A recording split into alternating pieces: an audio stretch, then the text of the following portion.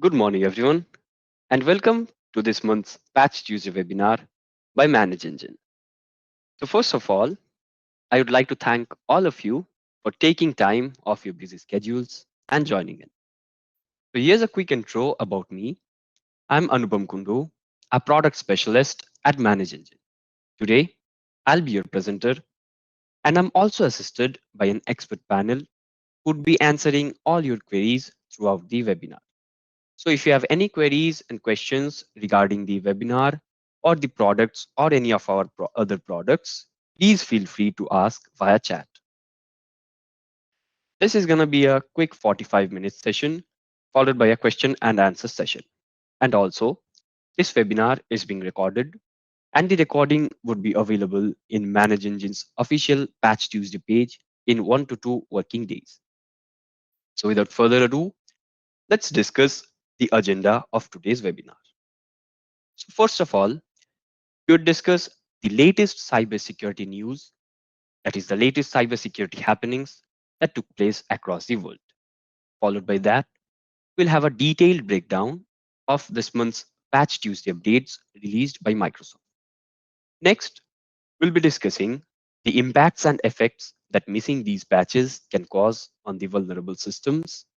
And then we'll be sharing some of the best practices that you can use, that you can follow to manage patches in your hybrid networks. And last of all, we'll be having a question and answer session wherein our panelists would be answering all your queries regarding the webinar, the product presentation, as well as any of our products. So let's go ahead with the cybersecurity news. First up, we have a zero-day vulnerability in the popular WordPress plugin, that is WP Gateway, and this vulnerability is being actively exploited. So as most of us know, WP Gateway is a popular premium WordPress plugin that allows admins to simplify various tasks, including setting up and backing up sites, managing themes, plugins, all from a centralized dashboard.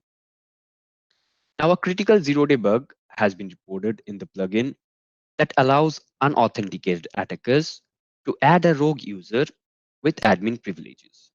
Now, once this rogue user with admin privileges has been added, it will allow them to completely take over the sites running with the vulnerable WordPress plugin.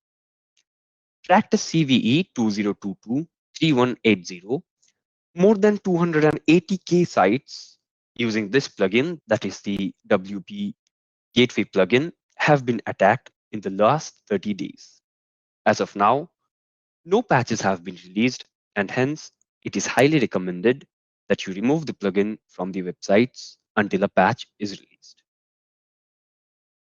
Moving on to the next news item, we have GIF Shell, which is a new tool that can be leveraged to abuse Microsoft Teams via GIFs. So reports have surfaced which claim that the GIF Shell tool delivers malicious commands using base64 encoded GIFs in Teams and steals output via GIFs from Microsoft's own servers. Now, attackers can conduct phishing and data exfiltration, and since this is performed majorly by leveraging Microsoft's own servers, it is very difficult to identify the malicious traffic and then differentiate it from the legitimate Teams traffic. As of now, researchers have successfully demonstrated a possible scenario of the exploitation using the tool, that is the GIF shell tool, and Microsoft has also stated that these issues might be resolved in the future versions. So with that, we come to the end of the latest cybersecurity news. Let's take a look at the Microsoft support and Windows lifecycle. So as you can see on your screens, the active support and the security support for Windows 10 version 1909 for enterprise and education, and for Windows 10 version 20H2 for home, pro, and pro for workstations has ended on the 10th of May 2020. Also, Windows 10 version 21H1 for enterprise and education and home, pro, and pro for workstations. The active support and security support for this version of Windows 10 will be ending on the 13th of December 2022. So users who are still using these versions, can consider migrating to newer versions, that is Windows 11 or Windows 10 version 21H2, that is supposed to be released at the later half of this year. Now, let's talk about the 0 days that have been patched this month. So you can see a total of 2 0-day vulnerabilities have been patched, starting with the first vulnerability that has been found in Windows Common Log file system driver. As we can see, this has been tracked by CVE 2022-37969 and has been publicly disclosed. But do note that this elevation of privilege vulnerability is being actively exploited. So what is this vulnerability? Now, once successfully exploited, this vulnerability in the Windows Common Log file system driver can be leveraged to gain system privileges. It is to be noted that the attacker must have access and the ability to run code on the target systems to leverage this bug. I'd like to repeat again that the attacker must have access and the ability to run code on the target systems to leverage the 0-day bug. The Mandiant says that the exploit seems to be a standalone and not a part of any chain that is, let's say, a browser plus an Exchange Online protection. So since this vulnerability is being actively exploited in the wild, it is highly recommended that it has to be patched as soon as possible. Also to mention, this 0-day vulnerability was discovered by researchers at DBAPP Security, Mandiant, CrowdStrike, and Zscaler. Now moving on to the second and the last 0-day vulnerability for this month, we have one in ARM developer that has been tracked as CVE 2022-23960. Now this vulnerability can cause exposure of sensitive information and has been publicly disclosed.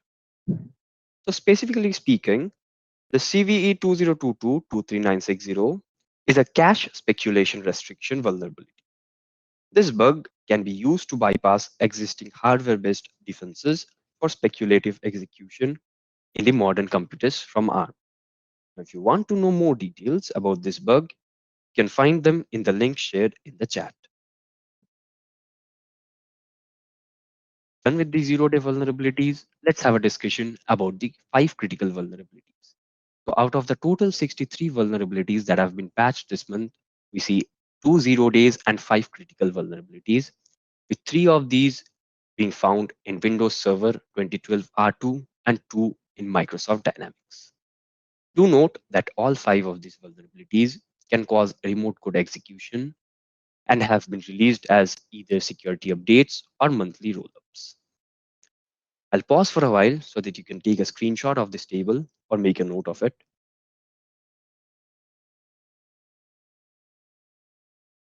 Now moving on, here's a detailed breakdown of the Patch Tuesday updates. So we can see a total of 74 patches have been released to mitigate 63 vulnerabilities. Now, if left unpatched, these 63 vulnerabilities can cause 5 different kinds of impacts on the exploited systems, that's on the vulnerable systems. We'll be discussing about the different 5 kinds of impacts in the later slides. Taking a look at the operating system and the applications affected, we see one vulnerability in Microsoft Azure, 2 in Microsoft .NET, 2 in Microsoft Dynamics, with 25 in Microsoft Edge and 7 in Microsoft Office. Speaking of System Center, we can see one vulnerability in System Center with 2 in Visual Studio, and last but not the least, 51 vulnerabilities in Microsoft Windows.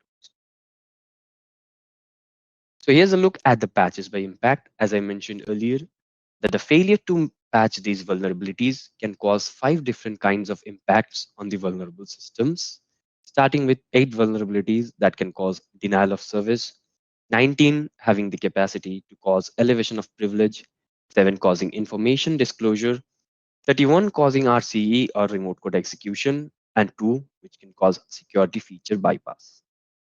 Now let's take a look at the patches by severity. We can see a total of 91% patches have been rated as important, while 7.5% of the patches are critical, and as low as 1.5% of these have been rated of low severity. So it's highly important that the critical and important patches be deployed to the systems as soon as possible.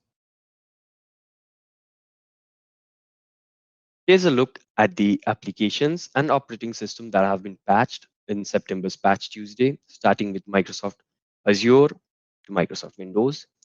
Let's have a detailed discussion of these applications that have been patched along with the respective CVIDs and the impacts that these can cause. So we'll start with Microsoft Azure. So you can see that we have only one vulnerability in Azure that can cause elevation of privilege. And this has been rated as important. Moving on to the next vulnerability in developer tools, we see it has been tracked by CVE 2022-34716 and can cause spoofing. For .NET, we have two vulnerabilities that can cause RCE and denial of service and have been rated as important. For Dynamics, we have two critical vulnerabilities that can cause remote code execution. And as I mentioned earlier, out of the 63 vulnerabilities patched, we have 5 critical ones, with 2 in Microsoft Dynamics and the other 3 in Microsoft Windows. Talking about the Microsoft Edge vulnerabilities, we'll be seeing 25 different CVIDs that can cause remote code execution but have been marked as low severity. Here's a look at the 25 CVIDs, and luckily there are no critical vulnerabilities. I'll pause for a while so that you can take a snapshot of it.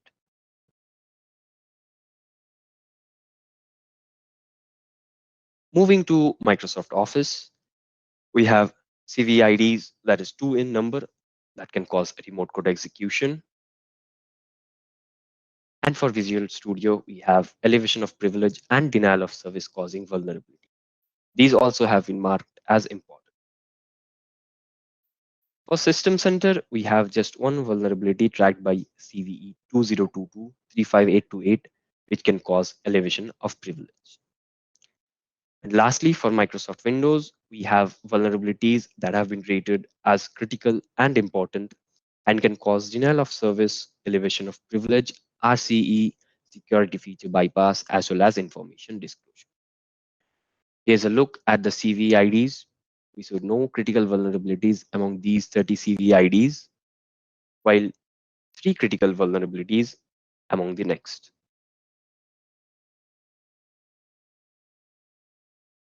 Moving on, let's have a look at the third-party updates that have been released for Windows in this month's Patch Tuesday. So we see updates from some major vendors such as Apple iTunes, Tableau, Citrix, Amazon, and Google Chrome. Ladies and gentlemen, all of this information is available in Manage Engine's Patch Tuesday forum post as usual, and then we'll be sending the link for the forum post in the chat in some time. You can also access the forum post by opening the Patch Manager Plus as well as the Desktop Endpoint Central or Vulnerability Manager Plus console, and then clicking on the latest security feeds. Here's a look at the other third-party updates for Windows. We see some updates from Microsoft as well as and Cisco WebEx meetings. Moving on to the third-party updates for Mac, we see some updates from Apple Safari, Google Chrome, and Microsoft Word.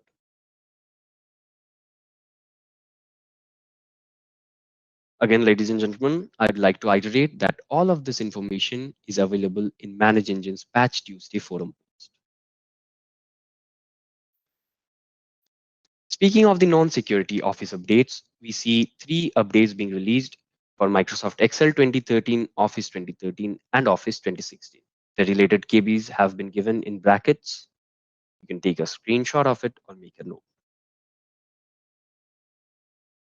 So of all the patches released, we are elated to share that a total of 453 patches are supported by Manage Engine's patch management solutions, that is Endpoint Central, Patch Manager Plus, and Vulnerability Manager Plus.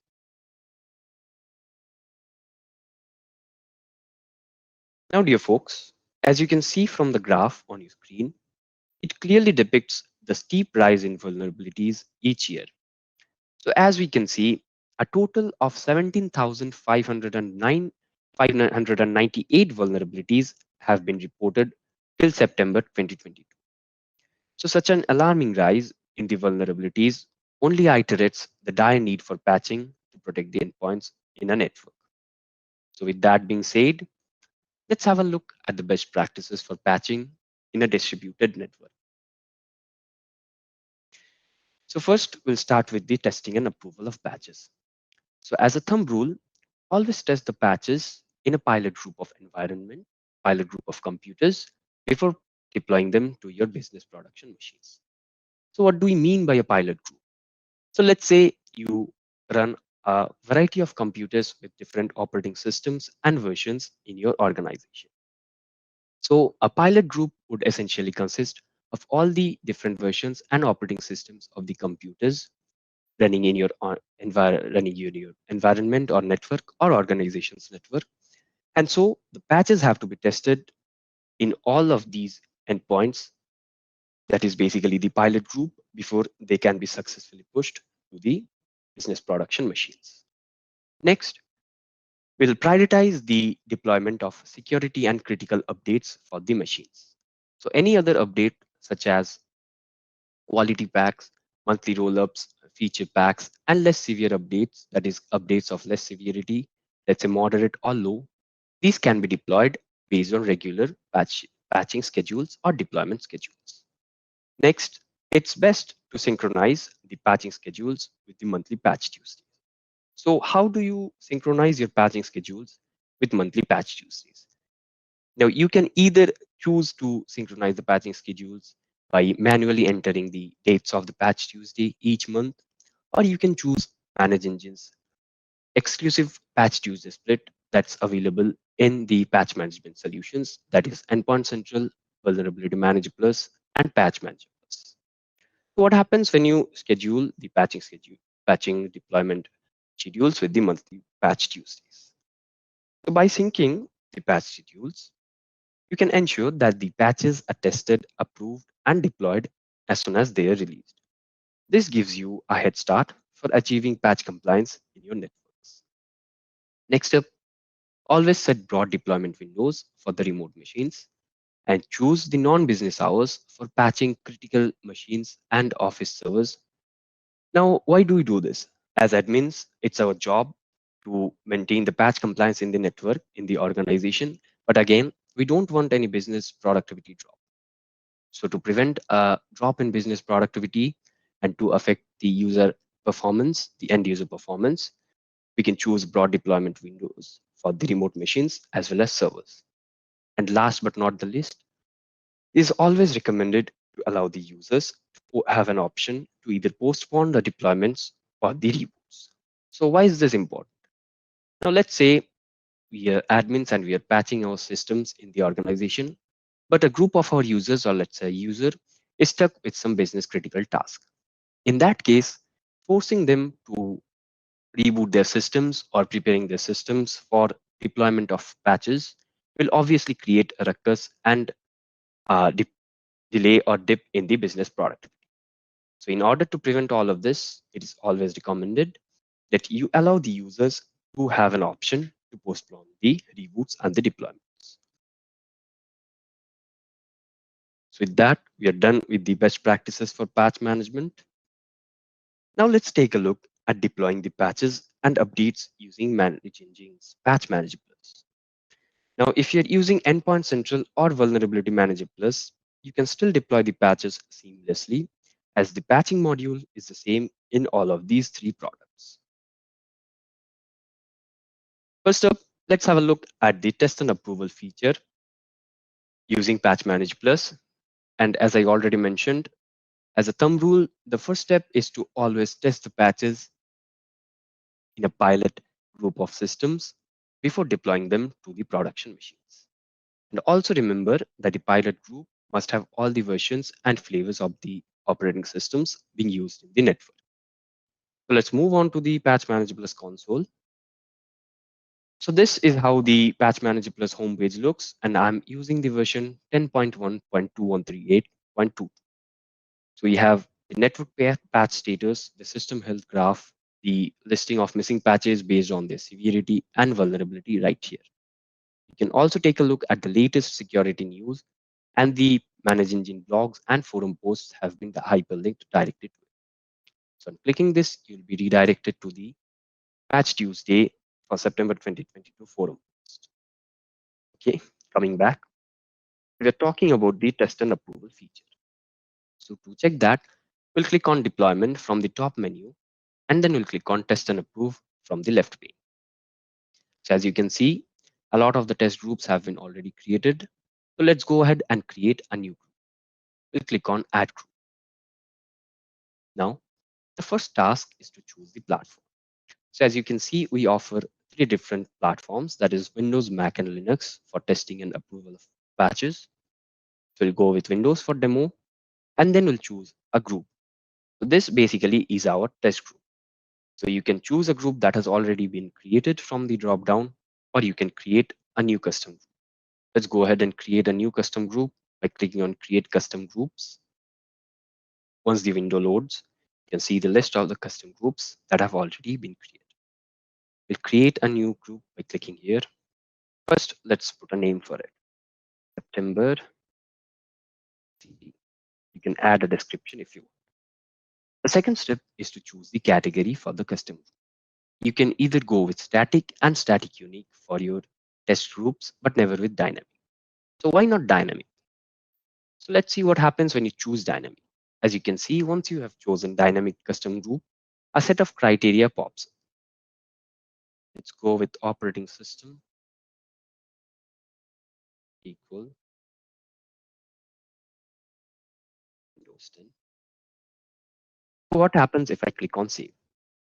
So this essentially means that the September CG custom group, that is a dynamic group in nature, will be based on the following criteria, that the operating system will be equal to Microsoft Windows 10. So this means that any endpoint, any computer with the Microsoft Windows 10 operating system, if it gets added to the network, it will automatically be made a part of the September CG custom group. We definitely don't want that for our test groups, so we'll stick to static or static unique. Let's go with static. Now, the next step is to choose the computers that you want to be included in the test group. It's very simple. All you have to do is just click on the names of the computer in the left pane, and they'll be added in the right pane. We'll click on save, and we can see that our September CG test group has been created successfully. Now, let's go ahead with our test and approve feature. We'll click on deployment again, and then we'll come to test and. So I have already created the group. Let's select it from the drop down. This is our group September CG. Now the next step is to choose the updates. As you can see, the updates have been listed based on Microsoft updates, third-party updates, antivirus, as well as driver. You can choose the updates based on their severities. Let's go with critical and important for the security updates. The same for non-security updates. I'll be choosing randomly, but you can obviously choose as per your organization's needs. Now, take a look at this option. That is, we offer the option to either patch all the applications, or you can patch specific applications, or you can patch all the applications except the ones that have been mentioned that can be selected from the dropdown. Let's go with patching all applications. Next, for third-party updates, you can choose the ones based on their severities. Here's a list of the antivirus updates, antivirus definition updates that we support. The same for driver updates, but do note that the antivirus updates and driver updates are available only for Windows endpoints. The following step is to choose the deployment criteria. So you can choose to deploy the patches after n number of days from vendor release.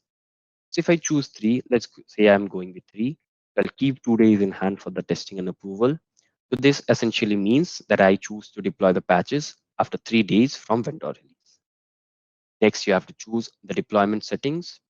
You can either create a deployment policy by clicking on the create or modify policy button, or you can just go ahead with one that you have already created. Let's go with this one. Next is the notification settings. So if you want to be notified of the test and approve feature, that is the testing and approval of the patches, you can just enable this checkbox and put in your email ID wherein you would like to be notified. In mine, I've already configured the mobile application. You can just select the technicians right from here, and the technicians would be notified on the mobile app once the test and approve feature has been successfully completed or failed. The last step is to choose the approval mode for the tested batches. Now you can either choose to automatically approve the tested batches or not by just clicking on the checkbox.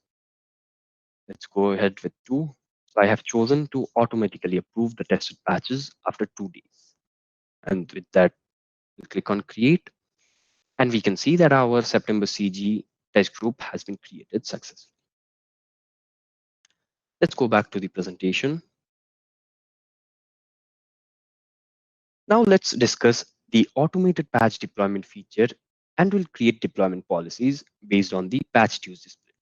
I remember saying earlier that we'll be explaining the patch Tuesday split, that is the patch scheduling of the deployments based on the patch Tuesday, which is an exclusive feature that Manage Engine's patch management solutions provide. So let's take a look at it by heading on to the console.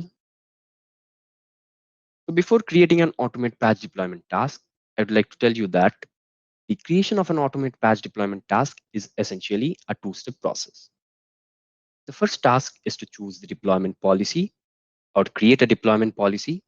And the next task is to associate the deployment policy with a test and approve with an automate patch deployment feature. Okay, so let's go ahead and create a new deployment policy. Here's a list of the deployment policies that have already been created. We'll create a new one. Also, ladies and gentlemen, for time constraints, I'll be giving a very brief demo of the product. In case you want a full free version demo of the entire product, you can just click on the demo request button that you'll find once you close the webinar. Okay, let's rename our deployment policy with September EP. And again, put in a description if you want to. We'll click on save. Now, the first task is to choose the weekly split type. Now, you can either go with the regular split or Manage Engine's exclusive Patch Tuesday based split. So what is this regular split? So if this is selected, you'll see that the weeks have been listed as first, second, third, fourth, and last. You can choose the weeks, the days, as well as the deployment window. You can choose the time wherein you'd like the deployment to happen. You can add more than one schedules with this add more schedules button. Now let's take a look at the based on patch Tuesday split. So what happens is that once you choose it, you can see that the weeks have been listed based on the patch Tuesday. That is, we have the patch Tuesday week and the first, second, third, and the consecutive weeks. We'll leave the patch Tuesday week for the testing and approval, and let's go with the subsequent weeks.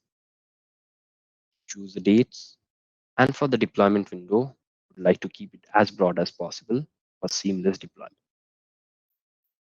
Next, you have to choose when the patches are downloaded from the server to the agent.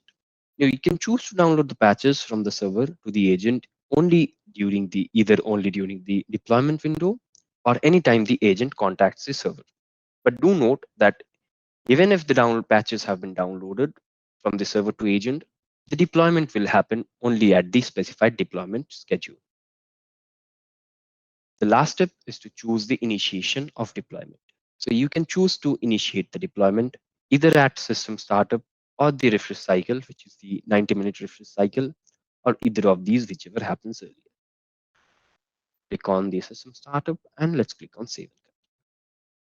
Next, we come across the second step of creation of a deployment policy, that is the pre-deployment activities. So the name is quite self-explanatory, I guess. So by pre-deployment activities, what we mean is that if you want a set of activities to be performed on the endpoints before patch deployment happens, you can configure them right from the pre-deployment activities tab. So we can choose to wake systems that are connected to LAN before the deployment. We can go for pre-deployment reboot for systems that are not connected to the LAN.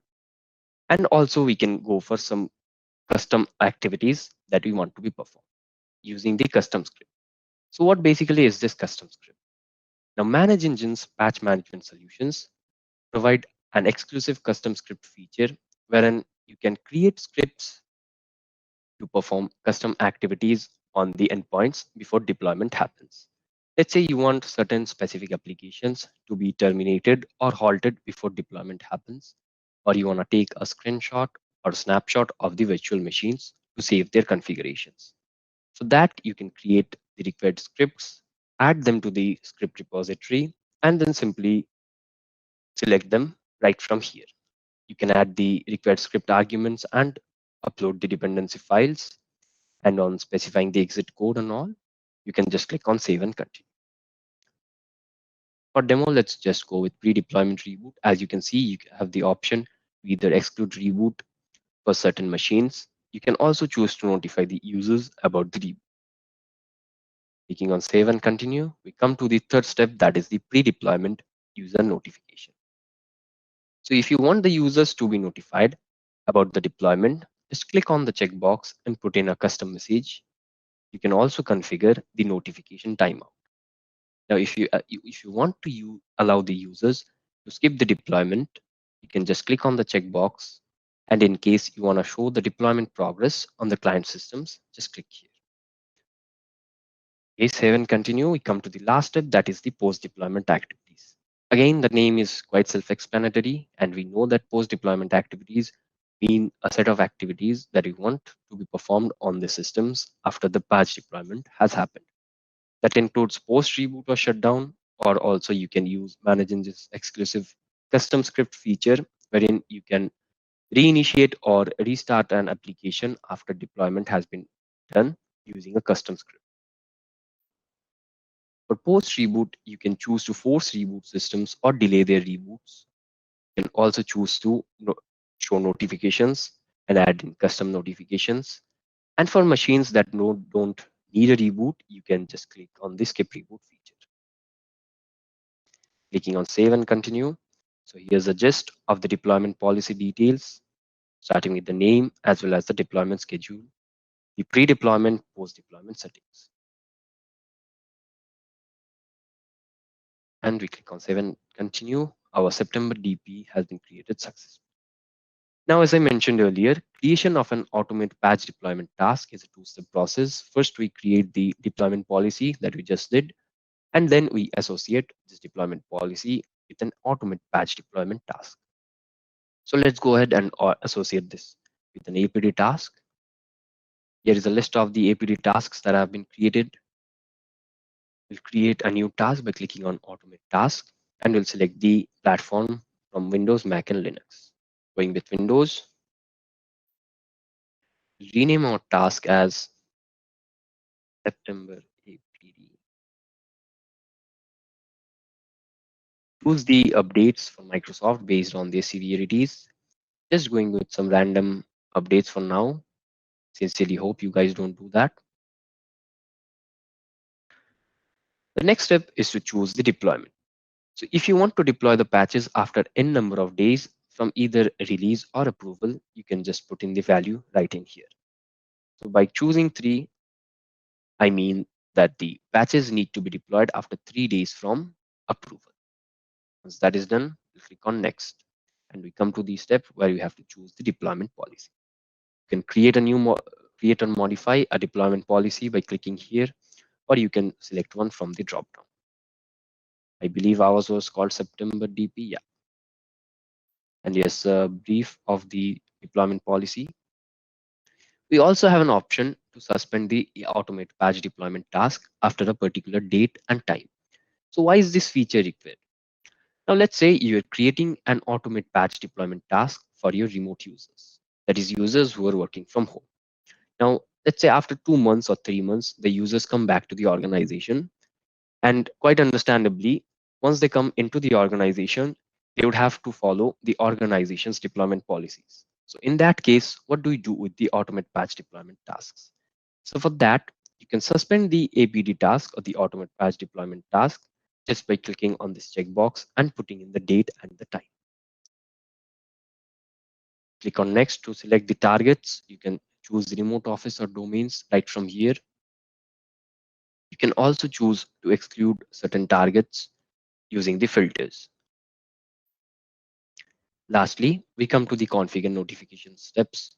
So if you want to be notified about the APD task or the automate patch deployment task, All you have to do is just click on the checkboxes and then select the intervals after which you'd like to be notified.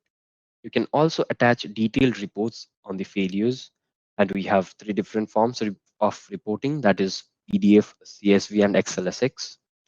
You can put in your email ID or the list of email IDs wherein you'd like the notifications to come. And if you have already configured the mobile application, you can just select the admins right from here. Click on save, and we can see that our September APD automate patch deployment task has been created. Again, ladies and gentlemen, I would like to tell you that if you have any queries or questions regarding the presentation, the webinar, or any of our products, please feel free to ask via chat. Our panelists would be happy to help you. And also, due to time constraints, I'll be giving a very brief demo of the product in this webinar. If you have any queries and if you want a free demo, free full version demo of the product, just click on the demo request button that you'll be getting after closing the webinar. Now, coming back to our presentation, to quickly summarize, the creation of an automate patch deployment task is a four-step process. So first, you choose the applications based on their severities. Next, you choose the deployment policy. You can either go with the regular split or the patch Tuesday split, which is Manage Engine's exclusive feature available only in the patch management solutions. The third step, the third step is to define the targets. You can also define to exclude. You can also choose to exclude certain targets using the filters. And lastly, you can configure the notifications and attach detailed reports along with the mails.